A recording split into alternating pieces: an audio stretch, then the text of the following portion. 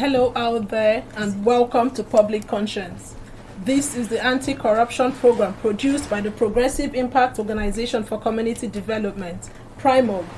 PRIMOG is a civil society organization working to promote good governance, participation and accountability in Nigeria. I am Adaobi Obiabomo and I'm with my colleague Esther Bassi. A warm welcome to the program wherever you're listening to us. On Public Conscience, we seek to evolve a corruption-free society through the amplification of investigative corruption stories by our partner media organizations and by alerting citizens and the government to their democratic actions against it. We equally promote integrity by amplifying the rare cases of the display of honesty by public and private individuals in the course of their normal activities. We appreciate the MacArthur Foundation for supporting the production of this program. In today's program, our focus is on how corruption and unfair political systems in Nigeria affect the implementation of the revised National Gender Policy, that's the NGP. We will also be interrogating how women's participation in governance can help to reduce corruption in Nigeria. Last year, the federal government approved the revised National Gender Policy to promote gender equality, good governance, and accountability across the three tiers of government in the country. It must be emphasized that the National Gender Policy represents a set of minimum standards expected of the Nigerian government to meet its mandate for gender equality, good governance, accountability, and being socially responsive to the needs of the vulnerable group. Sadly, today not much can be said about the implementation of the National Gender Policy. The policy is facing serious resistance due to the systematic corruption in the country and the nature of our political system, which does not provide a level playing field for all genders, not forgetting the patriarchal nature of the Nigerian society. PRIMOG is collaborating with the Women's Rights and Advancement Protection Alternative, RAPA, to popularize issues of gender mainstreaming and raise awareness on how corruption and other factors continues to limit Nigerian women from reaching their potentials. For you out there, how much do you know about the revised National Gender Policy and its provisions? What do you think is preventing Nigerian women from actively participating in elections or holding the government accountable? Do you think adequate inclusion of women in governance and politics will reduce corruption in the public sector? How can we get the next government to implement affirmative action contained in the revised National Gender Policy? And how can we improve the participation of women in the fight against corruption? Feel free to share your thoughts with us when we open the phone lines. Be ready to join us through phone and text messages during this conversation. The WhatsApp phone line to send your message is 0902 265 6167. That is 0902 265 6167. Please indicate your name and your location when sending your message. This number is for messages only. If you just joined us, we are looking at how corruption and unfair political systems in Nigeria affect the implementation of the revised National Gender Policy, that's the NGP. We will also discuss how women's participation in governance can help reduce corruption in Nigeria. Some school of thought believe that more women in governance will improve sanity and integrity, which the masses have been yearning for. Recall that Nigeria's 6.2% average in women's participation in governance remains about the lowest in Africa. And joining us with more perspective on the impact of corruption and unfair political system on the implementation of the revised National Gender Policy is a human rights lawyer, Mary Musa. Thank you for joining us. Thank you so much for having me. Also in the studio is the communications manager at Nigerians Women Trust Fund, Mujidat Ababiaka. Thank you so much for joining us. Thank you very much. Good to be here. Okay, we'll start the conversation with Mujidat. For the benefit of the Nigerians out there who may not know what is contained in the National Gender Policy, that's the revised one, what gap is the gender policy meant to bridge in our society? Thank you very much. The revised National Gender Policy was brought into place between 2021 to 2026. It's going to be like a roadmap for us in Nigeria to concentrate our efforts on ensuring that there is equality, good governance, and social inclusiveness for vulnerable people, which include women and girls in our society.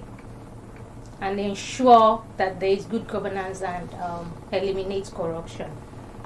Talking about good governance and corruption, what do you think are the factors working against the implementation of the revised national gender policy? Oh, seriously,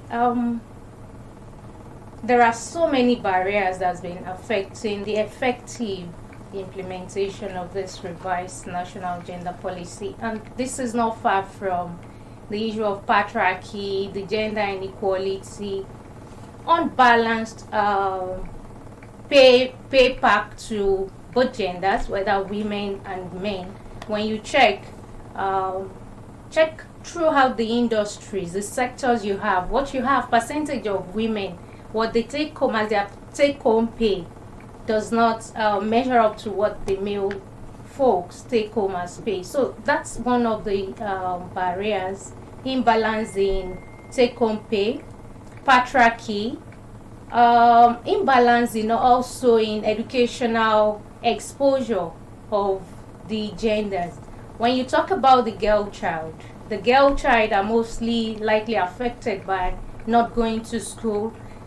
The recent statistics about out of school children is alarming, and if you check the percentage of the girl child out of school, it's something to worry about. So these are one of the barriers to the effective implementation of this national gender policy, because when you have these barriers, the girl child and the boy child are not properly taken to school, are not adequately trained at the same level, they do not have the same economic empowerment for women and men, there is a problem. And so it means that we still have a long way to go in implementing the national gender policy. Okay. These are some of the barriers. Okay, we'll come back to you to look at how corruption is affecting the policy, but let's get to Mary Musa. Okay, so the question I will pose to you is, what do you make of the implementation of the revised national gender policy in Nigeria so far? Thank you very much. Well, you and I would know that in Nigeria in particular, one fundamental problem we have with our legislations will be implementation of them. So because of that, there are a lot of duplicities, a lot of duplications of documents here and there, and when you check through them, they're not much different in paper. But because there's no implementation, it's a system of reinforcing the needs of the people. So when we look at implementation of policies in Nigeria, one barrier that we would be looking at is political will. Because legislation primarily has to do with the government. And any policy that is government-centered needs to have the willpower of the government. If you are advocating for a bill to be passed, or if the bill is already passed and you are advocating for its implementation, and the government who is supposed to spearhead the implementation of that document doesn't have the political will in terms of understanding why it should be passed, the importance, the relevance, and how it's going to benefit the society, then we are miles behind. And that's one very big problem that we have with the implementation of the national gender policy in Nigeria. Another thing will be funds. Well, any implementation process would usually be heavily funded. And this is quite related to the political will. Anything imagine if you are a father, I was sharing with somebody, you have 5 children. 4 out of the 5 children are bringing revenue to you, but 1 keeps taking out of you. You and I know that your response will naturally be slower to that 1 child. And that's exactly what we face when we try to implement projects like, fighting for the rights of the vulnerable. Because this is a sector of the society that is going to be pulling out funds, to implement structures, systems that are long-standing, age-old, norms that we're going to be fighting with, it's going to cost But a if lot you of want an funds. equitable society, don't you think government needs to channel some funds to ensure that it implements this particular policy? Of course, the government needs to channel a lot of funds to implement policies. But what we are saying is, are they willing? Do they understand the importance? They do not understand the importance. Look at it now. We are pushing for 50%, 50-50. Meanwhile, 35% has not even been implemented. Okay. So there's a political will gap. You talked about duplication of this particular policy. In your opinion, do you think there is an existing policy that addresses the issue of gender equality? Oh well, we've had a lot. And the first one we had, of course, in 2006, right? That was the first NGP that we had before it was revised in 2022. But before and even after that, we've had a lot of bills that were not successful, maybe at the Senate, or didn't pass some readings. We've had women come up with different kind of documents, expressing their rights, their intentions, their will, their intent to be better, to be more productive in the society, for the government to grant them access. But how many of them would eventually be implemented? Almost none. Okay, let's shift to Mojidat. Mary Musa has mentioned a whole lot, talking about duplication of policies, political will, and funding.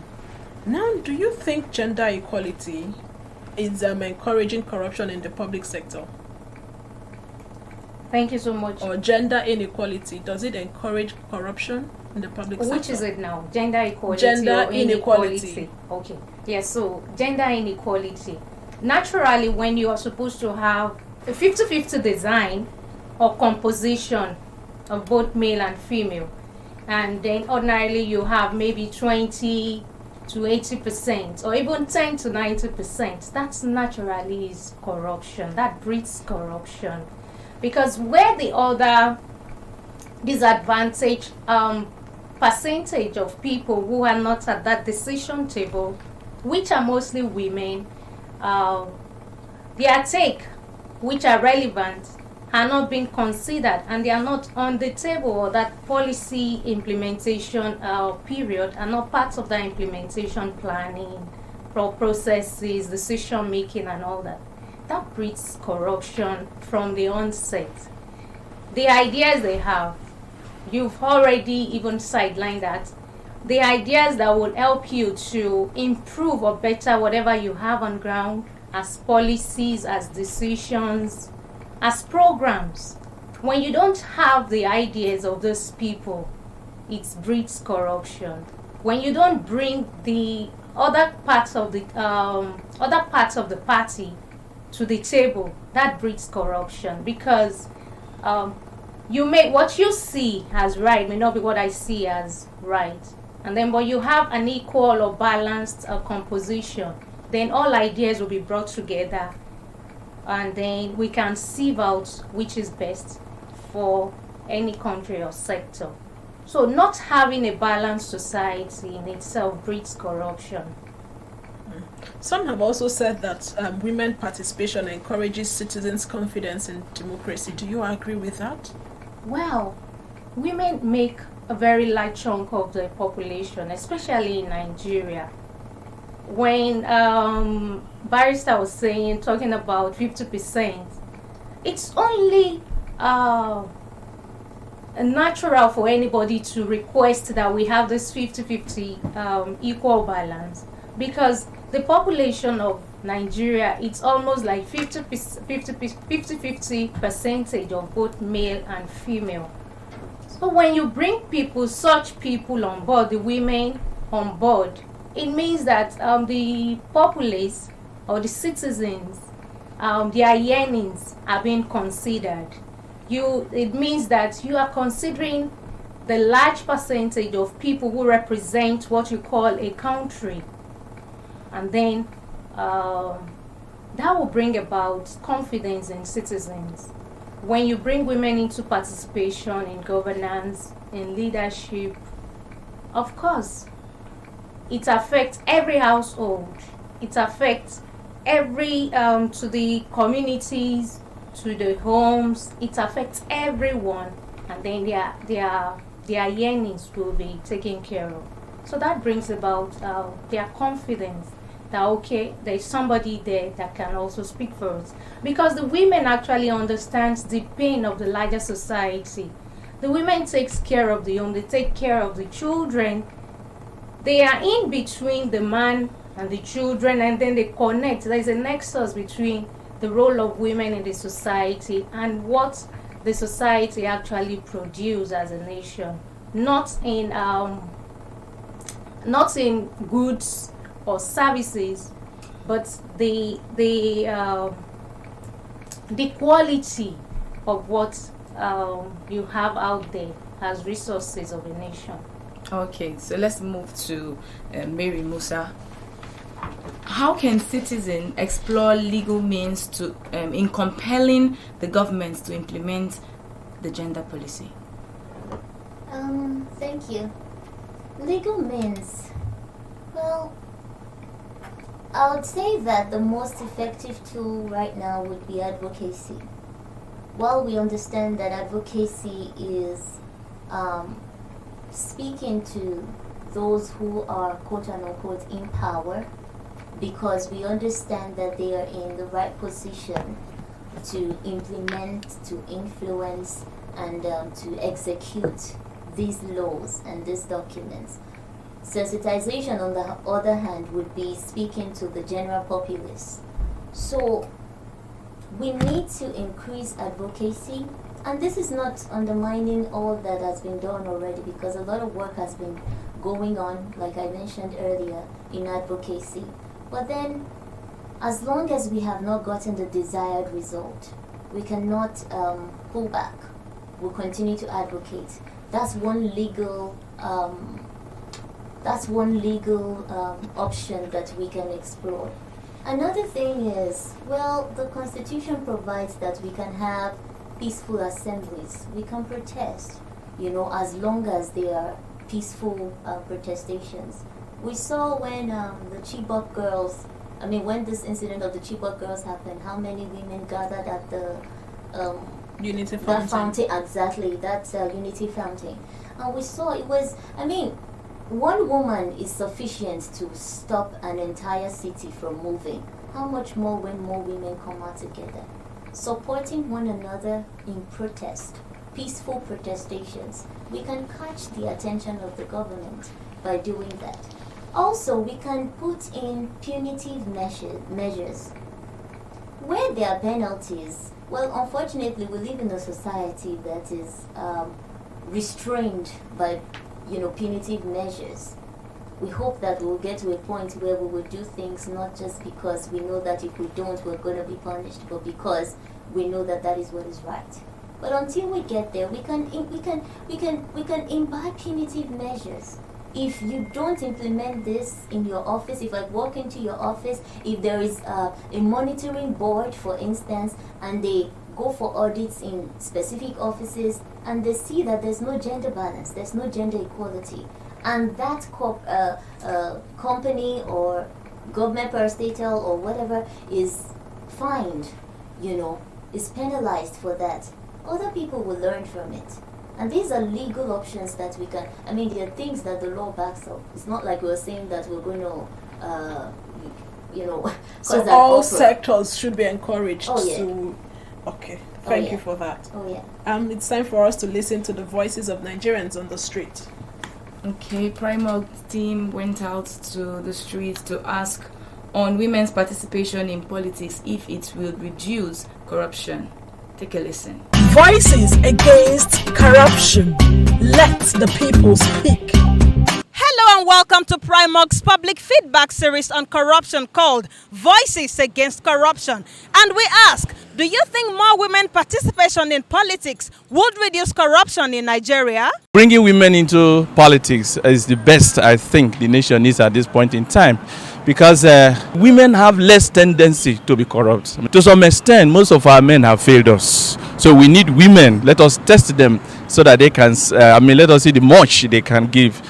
Having women in leadership or political practices or political leadership generally It's not really the reason why corruption will be reduced. There's a very grand cause of corruption in Nigeria. Can I tell you? Political parties. For women to go into politics, I support it, but it doesn't stop corruption. It just helps to curb it a little because of their nature. I believe that women are more prudent when it comes to financial management.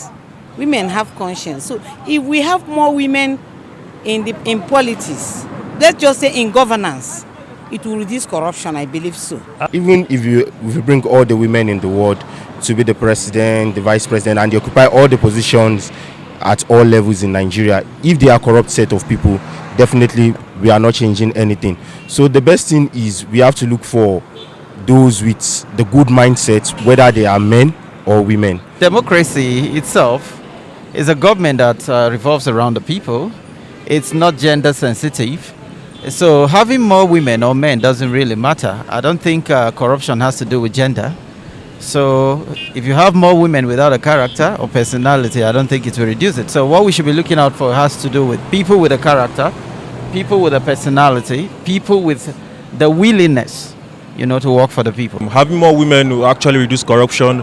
They will actually be more accountable with their actions. They will actually be more honest with their transactions. I believe women should be given that chance, at least the opportunity to participate, and maybe and hopefully and things will change and turn around, because the way women look at things, the way they manage resources, even from our home, you will see that they are deliberately designed for that purpose, especially when it comes to management of resources. We need to change our value system. Everybody. It's not about gender right now. We just need to, even from the churches to the mosques to wherever we may find ourselves as a people. We have seen women in time past that have done great works in our country.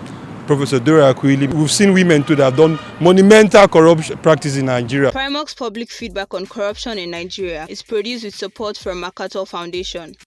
You just heard the voices of Nigerians on the streets. Divergent views, I must say. Some agree that corruption is not gender sensitive, but if we have women of character and personality, it would help to reduce corruption in the society. Mujidat, do you agree with that? Yes, I agree. As an organization, we've been working on sensitizing women, mentoring them to be to yearn for elective positions and even non-elective positions, to stand as leaders wherever they may be.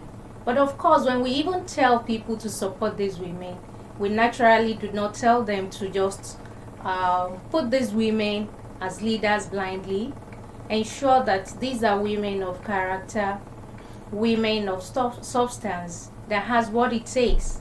There are a lot of women that has what it takes to be a leader and participate in governance. So it's really important that you don't just put any woman. Women have the wherewithal to be leaders, and so on the basis of their merit and their character, people should encourage their participation, and Okay. that would be good for the country. Okay, Mary Musa, two of the respondents said that women are prudent, and if you have more women in offices, it would help to reduce corruption. Do you agree? Oh, well, yes, I agree, if they are prudent women.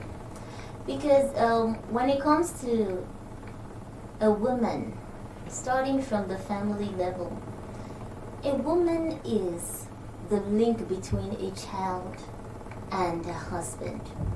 So a woman, if you ask me, in the family setting is even more influential, in the sense that a woman influences her husband and then she influences her children. If a woman has that level of influence, I mean, there's a popular saying that says that if you train a man, you train an individual. If you train a woman, you train a nation. If a woman has that much level of influence and the woman is prudent, what do you think she's passing on to the next generation? That's her children. She's passing on prudence. If she's a woman with character and integrity, what do you think she's instilling in the minds of the children? The next generation, the youth of tomorrow, the leaders of tomorrow that we are looking up to. She's instilling character. She's the core person that instills values. In fact, she is the one who has the tool of influencing value systems more than the man. So if we put more women who are prudent in the government spaces, in political spaces, your guess will be as good as mine. I mean, corruption is going to reduce drastically. Drastically.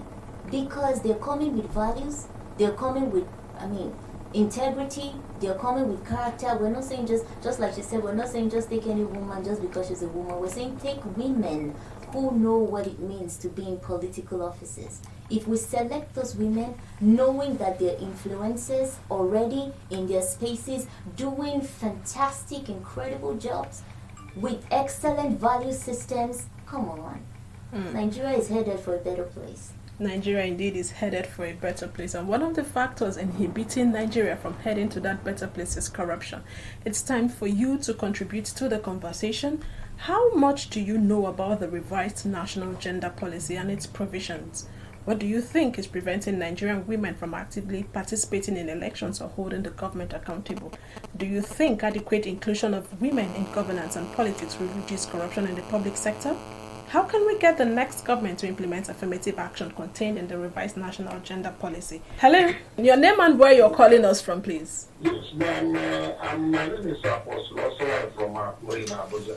Okay, how would you contribute to the conversation? Yes, so concerning the discussion, the God that created the two major religion in this country, nowhere that God that created us could just place men and women in the same level. Even in the mosque, the women doesn't. It's not.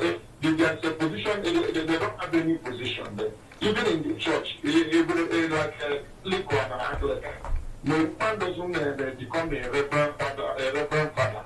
So there is a position. So giving the women the chance to rule or to have another position. So the most of them that will give this chance, they fail us. Woman of Nigeria went and bought a job for how many million? The one will give a chance to become a speaker of the house. The money that a huge amount of money said that to renovate a complex. So my humble opinion is that the level we get today is enough. Okay, Apostle, just hold on, don't drop yet. Yes, can you there? You talked about religion, but here we're talking about government. We're talking about politics. We are not saying women are equal when it comes to religion, but we're talking about politics. We understand the provisions of the Bible and the Quran, but we're looking at politics here. Politics. You see that a woman, I couldn't remember the name, the one they give a minister of petroleum, who put our money to buy a Brazil of how many millions? Do you know the one of the speaker? Okay, Apostle Solai, there are also reports of men who are out there that are also facing corruption allegations. What do you have to say about that? You only gave only two examples of women, and we have more men. We know what happened with the Accountant General. If we have a good government, like I saw referring on television this morning, saying that if we have a good leader who can have a strength to be kidnapping his minister or whatever, all these meant that those that are in government and national, it will be reduced in a serious level. So all right. Okay, thank you. Thank you so much, Apostle. Interesting conversation there. Do you want to react to it? Oh yeah, I want to react. He ended by saying that his humble opinion. I don't think that opinion is humble at all. That's on a lighter note. Okay, so you see the issues we're talking about. So whilst we are here pushing for gender balance, this is a society that is grappling with the complexities of gender equality. Right before us, somebody has just called and expressed his views, his opinions, saying there's no need for women, or that he cannot envisage women being leaders. You can imagine somebody with that kind of mentality. If he were in power, how do you want to convince that kind of person to pass a bill in favor of women? Okay, let's take another call. Hello? My name is Ejide. I'm calling you from Akobekani village. Okay, what do you think is preventing Nigerian women from actively participating in elections or holding the government accountable?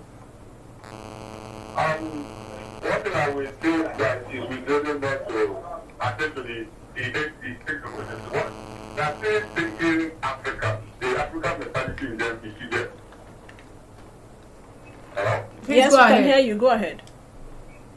Yes, the African mentality is there. And first of all, I want to disagree with the last caller that said that women are not meant to hold this office and women are not meant to hold this office. For me, it's a socio-phobic that statement. So what I'm advising Nigerian women that we need them. If you want that, work very well, you know that the family to function where women must be involved. So for Nigerian government to function where I think that women should be involved. But it's like they are relegated themselves in the kitchen, they don't want to come out and contest the election. And another thing is because money is involved in Nigerian politics. You don't have enough money, you can't run for any of it. But now that the youth are coming up, I believe that the money will reduce, which women will be able to access the political position they need to access. So that is the point I'm making. Thank you so much for your contribution.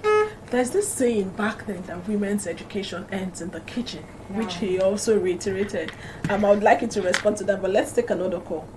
Hello? Hello. Your name and where you're calling us from, please. And I'm calling from Central Business District of Abuja. Let's hear you. What's your name, please? Okay, so please, I don't know what the previous callers have been saying, but I think women deserve everything good and a place in government because I can tell you from example, I grew up living with 3 women, my mother and my 2 sisters. I can tell that women are very reliable.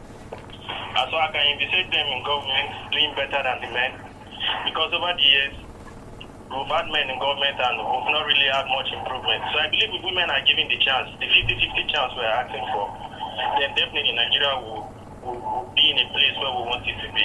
They deserve everything they need. Okay, do you also agree that more women in politics would help reduce corruption in Nigeria? Yes, it will, definitely. Women are very accountable, and that's for a fact. I can tell you that for a fact. Women are very much accountable.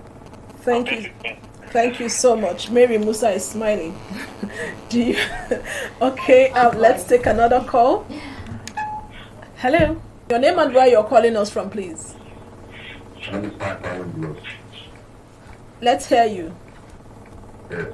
I don't think we use our genitals to commit corruption. So it's not about man or woman. I know. What I know we should do is that one of you said, when people do crime, they should do the time. That is sustainable elsewhere.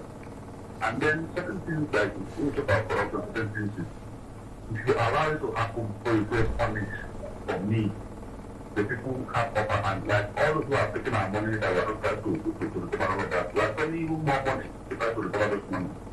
There are certain things you can put in place to prevent those things from happening in the first place. So, I am the person I've been an advocate of safety. It's not even about who occupies the office or which party is ruling. It's not about the money that will begin that.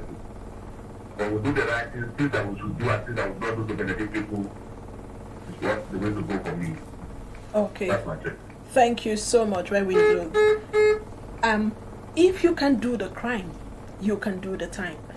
Please, I would like you to react to the person who said women's education ends in the kitchen. Do you agree with that? Oh, that's one of the notions that we have been battling with as a nation, as humans in Nigeria. We said some of all these cultural beliefs and norms and practices, religious. The previous caller also mentioned that women do not have a place in Catholic, do not have a place in the mosque. That's a wrong notion for anybody to have at this time. Whether you are a woman or a man, if we talk religiously, God asks you to be righteous. So being righteous also entails being corrupt free. That's one of the things that can identify you as somebody that is righteous. When you say A, you mean A. When you say B, it is B. So a woman's education does not necessarily have to end in the kitchen. We accept the fact that women are homemakers. Women takes care of the home front and ensure that everything is put in place in proper shape at the family level, which trickles down to the society. But despite that, women must be encouraged to have necessary education and empowered economically to be at the same table where the male folks are. They can do better, or even, they do all their best, or even do better than the male folk. So a woman's education does not rest in the kitchen. We've seen women out there who are doing well in their leadership capacity, and they still perform. Their homes are not broken. They still perform their maternal role. They still take care of their families, their husband and children, and immediate and extended families. Nothing has been put under threat by their roles in leadership or attaining a level in the society where ordinarily certain segments of the society will believe is actually meant for the male folk. Okay, thank you for that. I must say that women, I must use a common language in those days. I think it was for a brand. Women are big, bold, and reliable. Something like that about the last caller who said women are reliable. Women are reliable. They are strong and beautiful. Okay, Mary, before you react, I just want to quickly mention that the key elements of the GEDC perspective of the revised national gender policy are gender equality, empowerment of women, and social inclusion. Then, this program that we are producing today is in collaboration with RAPA in our guest to promote the revised national gender policy of the federal government for more opportunities for women in Nigeria to be a part of governance. Please go ahead, Mary. All right. Very great. What you just said now, I was going to mention that later. But when you talk about inclusive education in terms of gender balance, I am not supporting this. But why will a woman's education, for instance, not end in the kitchen if something like child marriage is still being practiced? If child marriage is practiced in certain sections of the society, and a little girl gets pregnant at age 8, 9, 10, her education will stop, wouldn't it? It would stop. But then what happens to the family? The family that is supposed to push for the education, because the child is coming from a family which is the smallest unit of the society. But then if we have people like, certain callers who have called now, in such families, they don't see the need. They won't even see the need for the education of that child. If you get pregnant, fine. They'll just look for the man. If you're ready to get married to this lady, are you ready? Say yes, okay, take her and go. It's a better way of, social protection. After all, we have one liability off our neck. But should pregnancy be one of the reasons why a female girl child, should stop her education? If a child is pregnant, a child now, say a 10-year-old child is pregnant, she's dealing with the complexities of womanhood. She's dealing with the complexities of pregnancy. How do you expect that child to focus in school? How do you expect that she's not going to flaunt? But shouldn't she go back to school after childbirth? After childbirth, yes. We're talking about pregnancy now. During the period of pregnancy, she cannot give her optimum. She cannot give her optimum, best in school, because she's pregnant. She's going through things that an adult should be going through. But of course, when she's done, she should return to school. She should return to school. But in how many cases do we see that? We don't see that most of the time, because once the lady has, the little girl has given birth, the parents just look for the man and they say, you see what, just take her and go. Let's give out to them. Okay, so talking about education again, in our institutions, we have lecturers, male lecturers, that are harassing our girls, harassing female students every now and then. The news is everywhere. In fact, there was a report by the UN that I followed through one time about secret cameras in certain universities where some men were caught, harassing students. How will you not impair the education of a girl child if you that you're supposed to be standing in the place of influence and authority over that child, you're molesting that girl child? How do you want her to concentrate? How do you want not to frustrate her out of the educational system? Lots of issues around Yeah, that. these are many things that we need to consider. To Mary now, there's been massive enthusiasm from young men and women ahead of the election coming up this month. How can this momentum be sustained beyond 2023? Let's take this call before. Hello? Back on the night, please. Okay, you have 30 seconds. Yes, I'm not subscribing that women education to end in the kitchen. I have women in the house. So, but I'm not, only that I'm not also subscribing that women, men and women, they will be having the same position. That's why I say, because maybe the actors, maybe he misunderstand me by saying their level should not be the same. That's what I'm trying to say. Because the little I know, the women will have tried to give them an important position. Most of them, they fail off. But we only target that other women. Apostle, we have other women who are doing wonderfully well, like Nkozi Okonjo-Iweala. Yes. But we have the one that put a price of 2 million naira. Okay. Thank you so much, Apostle. Thank you. God bless. Okay, Mary, back to the question I asked earlier. Okay, so we want to look at the platforms. What are the platforms that are engineering momentum right now for the upcoming elections? If we have any women platform, any child platform that we're using to build this momentum, we can start by sustaining those platforms even after the elections. Because most of the time, once we get, as human beings, once we reach our goal, we attain what we have been looking forward to, there's a tendency for us to relax. But then if we do not relax, sustain these platforms, push further and further until we hit our goal, hit our target, I think it's going to help us a lot after the elections. We could also improve or be more conspicuous with our advocacy visits. I know that the current Minister for Women Affairs is doing a lot with advocacy visits on gender balance and gender equality and selling the idea. We can also leverage those kind of MDAs, those ministries, departments, agencies, like the Ministry of Women Affairs and other departments that are stakeholders. We can leverage them to continue to advocate to the right people in the office that we know that are going to help us to push this bill to implementation. Thank you. Hello? Name and where you're calling us from, please. You have 1 minute. Yeah, my name is Victor. I'm calling from Turkey. Let's hear you, Victor. Yes, public offices are jobs, you get, and they are not supposed to be restricted. You understand? Women, in quote, sometimes they are the problems of themselves. Okay? If you have the upgrade, if you are credible enough and qualified, you will get the job. You understand? If somebody was not qualified, if somebody did not have the upgrade, she wouldn't be given the job. And that if Dora was not having it up there, she would, as a matter of fact, Obasanjo just called Dora and gave her.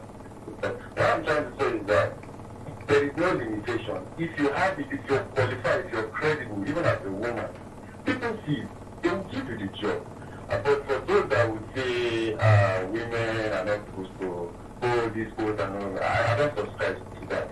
Because if you have this is like a job, like I said, it's a job. You need someone that is qualified and credible enough to deliver. You understand? If a woman is credible and qualified enough to deliver, the job, of course the job will be given. So it's different from religion now. This is not religion. Okay. It has nothing to do with spirituality. So more women who are credible should put themselves out there. Yeah, it's not just women participating. Credible, as a matter of just like men. We have men that are not qualified and they are not credible. They are making a mess of the job. You understand? All right. I really must cut it there. Thank you because of our time. Thank you so much for. Yes, as we round up in 1 minute, please. I don't think that's always the case. We have cases of women who are credible, who are competent, but then they face barriers like sexual harassments at workplaces. Even in politics, There are a lot of women going into politics that have talked about godfatherism and how, you know, some politicians who are supposed to be like godfathers or direct, you know, just to give you some kind of directives and direction in the political space, how they want to take advantage of women, young women who are coming into politics. So it's beyond It's the ladies beyond, being it's credible. beyond being credible and being competent. It's creating an enabling environment for the young woman to thrive. Just For like Rwanda and Senegal did, and Exactly. they're thriving. Exactly. That's Okay. what we need to look at. We need to look at fundamental issues, not say that someone has to be how many credible women do we have in Nigeria? If they're not given the opportunity, how are you going to know that they're credible or they're competent? True, but then let's move to Mojidat, right? So women are usually targets for politicians who wants to induce voters. How best can this be tackled going into general elections, and what is your advice to Nigerians out there? In 1 minute, please. Yeah. Your election is this month. Yeah, election is this month, and we understand the roles our politicians play, impoverishing the women further by giving them maggies and wrappers and all that, as if that's all matters in politics and electioneering. We have said that these things are wrong, and women should desist from accepting these things, but rather look inward into this candidate and see what are they offering based on their manifestos. What is in their manifestos that will better the life of the women and the girl child? Because the women are mostly disadvantaged, and so they become a target for these politicians to induce for votes.